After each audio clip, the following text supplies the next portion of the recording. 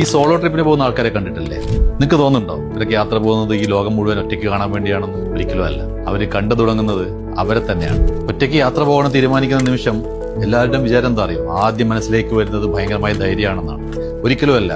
ഭയങ്കരമായ ഭയം തന്നെയാണ് ആദ്യം മനസ്സിലേക്ക് വരിക. ഒന്ന് വഴിതെറ്റിയാൽ, ആരുമില്ലെങ്കിൽ, ക്യാൻ ഐ ഡു ഇറ്റ്?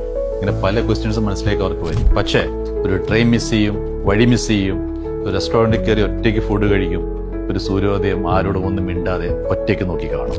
അങ്ങനെ ചെറിയ ചെറിയ ചെറിയ വിജയങ്ങൾ മനസ്സിനെ മാറ്റി തുടങ്ങും. ഐ കനോട്ട് ഡു ഇറ്റ് എന്ന ആ ഒരു തോന്നലുണ്ടല്ലോ, അത് പിന്നീട് I can figure it out എന്നൊരു വിശ്വാസത്തിലേക്ക്, എന്നൊരു സെൽഫ് കോൺഫിഡൻസിലേക്ക് എത്തിച്ചു കൊണ്ടുവരും. പിന്നീട് യാത്രകളുടെ ലക്ഷ്യം എന്ന് പറയുന്നത് ഒരിക്കലും ലൊക്കേഷൻസ് അല്ല, സ്വന്തം മനസ്സായിരിക്കും. നിങ്ങളൊക്കെ ചിന്തിക്കുന്നത് ശരിയാണ്, ലോകത്ത് അപകടങ്ങൾ നിറയുണ്ട്, സത്യമാണ്. പക്ഷേ അതേ ലോകത്ത് തന്നെ നന്മയും ജീവിച്ചിരിക്കുന്നില്ല ഇപ്പോഴും. ഒറ്റയ്ക്ക് യാത്ര പോയ ഒരാൾ തിരികെ വരുമ്പോൾ അവൻ അല്ലെങ്കിൽ അവൾ ആരോ ആയിക്കോട്ടെ ഒരു പുതിയ മനുഷ്യനായിട്ടായിരിക്കും തിരിച്ചു വരുന്നുണ്ടാവും. കാരണം അവരുടെ മനസ്സിൽ ഒരു സത്യം ഭയങ്കര ഡീപ്പ് റൂട്ടഡ് ആയിട്ട് മാറിയിട്ടുണ്ടാവും. എനിക്ക് ഞാൻ മതി എന്ന ആ ഒരു തോന്നൽ, ആ ഒരു സെൽഫ് റിയലൈസേഷൻ.